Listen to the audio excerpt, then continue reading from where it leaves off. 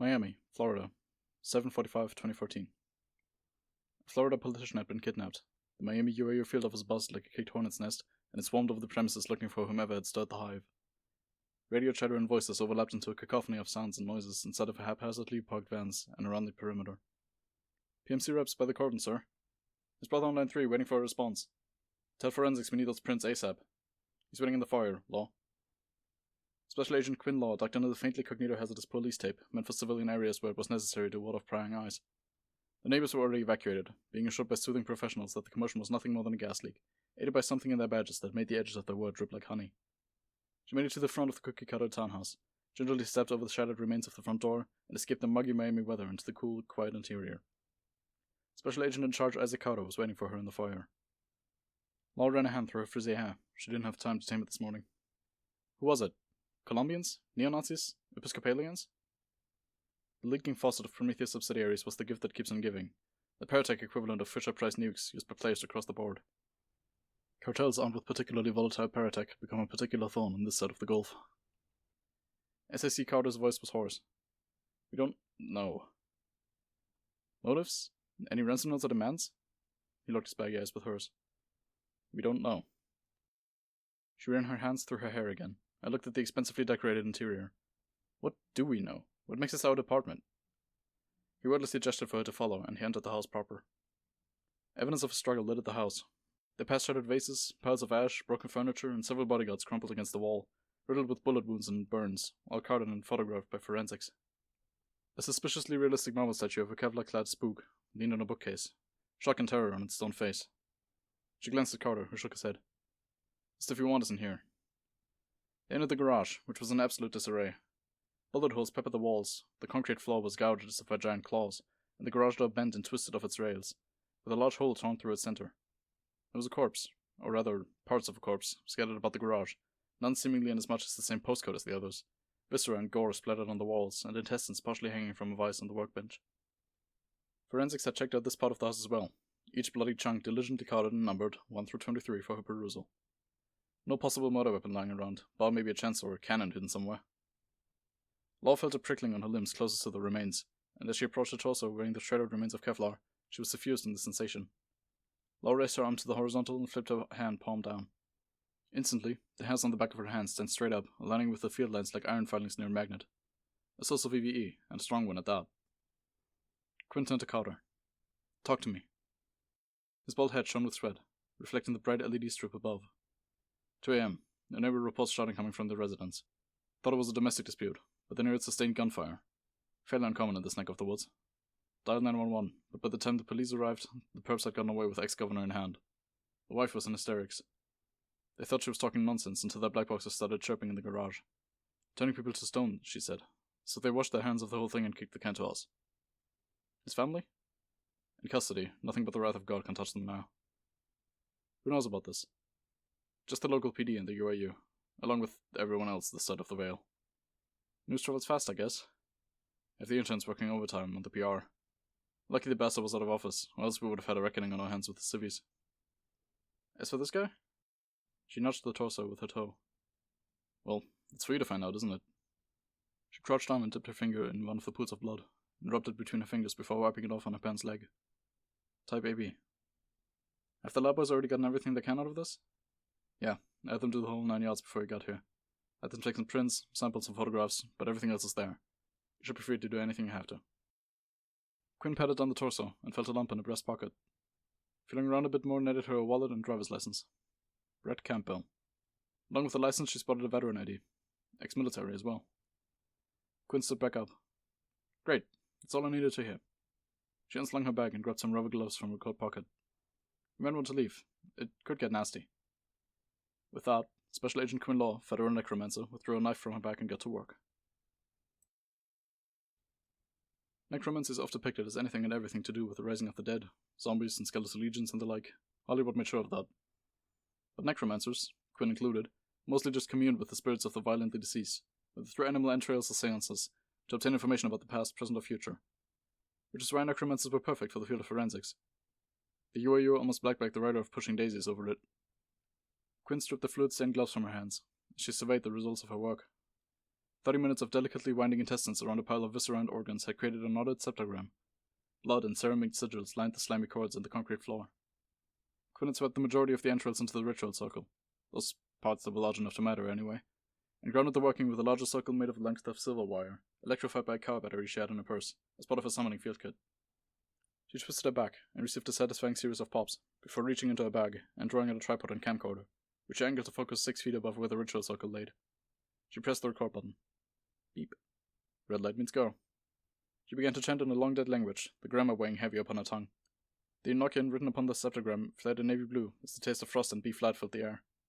Blood and flesh levitated within the summoning circle, skin sloughing off of muscle to form looping Mobius strips, viscera smearing against the containment field put off by the grounding wire. Enochian. Brett Campbell, come to my voice. Follow the wending path laid by the Orphix before you and heed my call. Skin unbound and flesh and bone came together, loosely held by the winds of magic and sheer will, towering over Quinn in the shape of a hollow man. Eyes of blue fire pierced from behind the empty folds of empty skin into Quinn's soul. You call, I answer. She lowered her hands and fished her badge out of her pocket, flashing into the homunculus. Special Agent Quinn Law, FBI UAU. Could you please answer a few questions? The blue eyes flickered. English. Yes? Okay, good. Firstly, are you aware of your current condition? It looked down at itself, hovering a foot above the ground, loose hairs and veins floating in the air like seaweed in a fish tank. Yes. Good. Secondly, what would you do if I ordered you to spin and sing I'm a Barbie Girl? The oscillating Mobius strips of flesh froze in place, and the entity cocked its head quizzically. Brett took a beat before responding. Tell you to go fuck yourself? Law sighed with relief. Type A. Awareness and agency. Perfect. Great. That wasn't a threat or anything, just gauging her cognition. Do you recall the events that transpired last night? She was cautious not to mention murder. She didn't want to push him too hard right out of the gate. Even Type A spirits could get a little volatile when confronting their own mortality, or lack thereof, fresh from the grave. A skein of loose flesh lazily orbited around the homunculus's head, suspended in the containment field. The spirit spoke in a strained, halting tone as it recalled the events that happened seemingly an age ago, its voice distant and ragged, sound created from vibrations of congealed nothing. Governor reported to Hale, hired us to do bodyguard work. Goons broke into the house.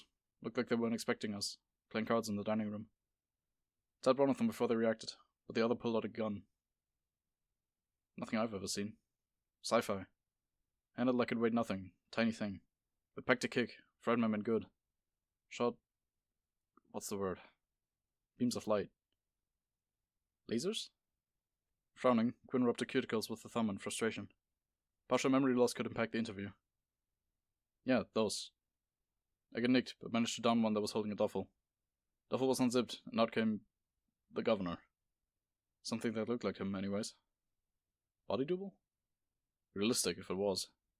They weren't expecting a fight, but they came prepped anyways. In the crossfire, the double got fried.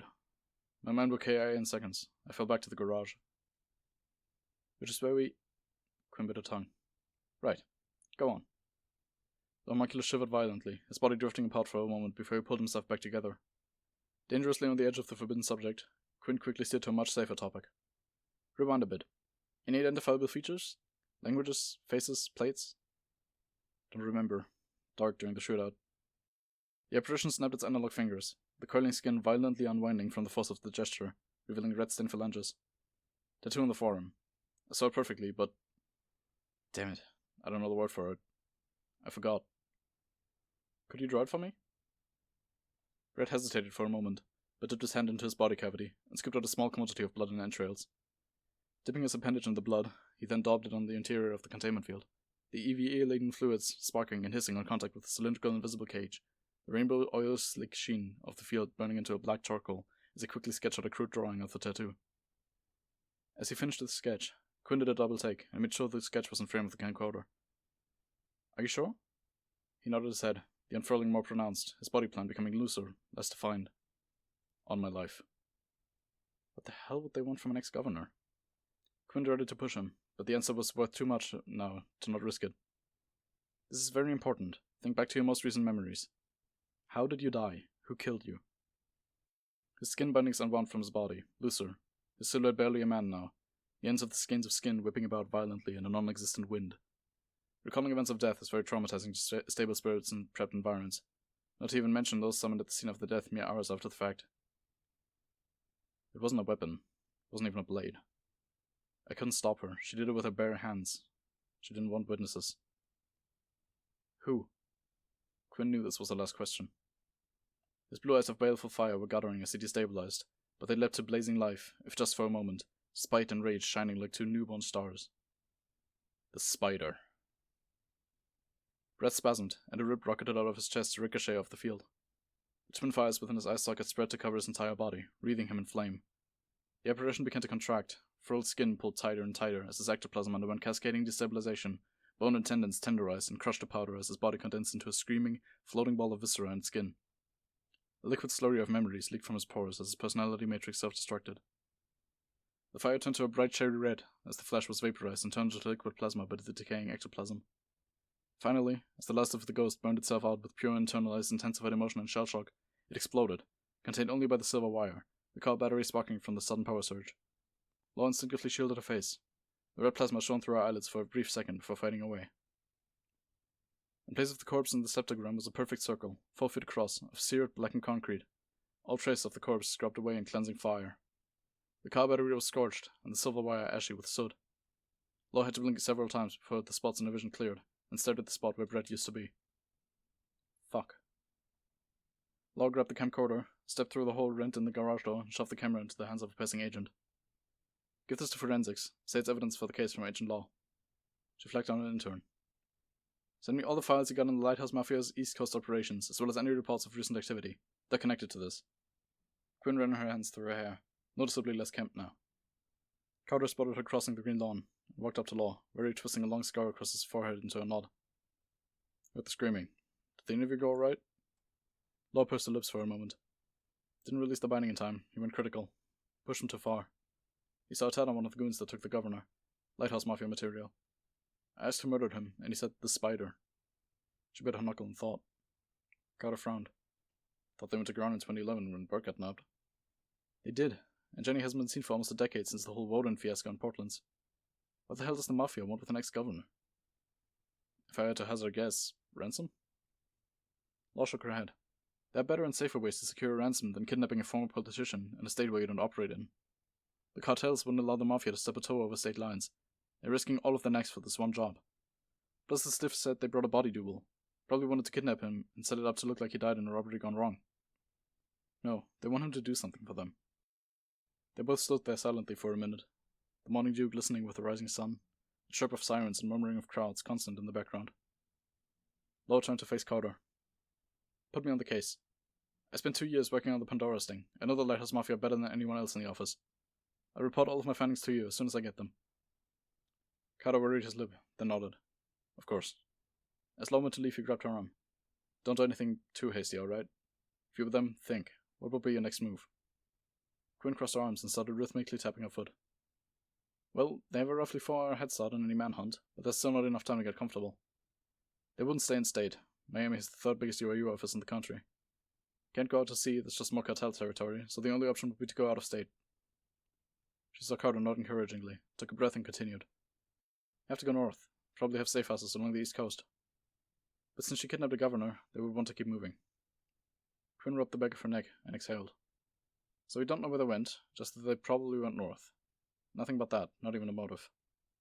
Carter smiled kindly, not quite reaching his eyes. It's a good start. He clapped her on the shoulder.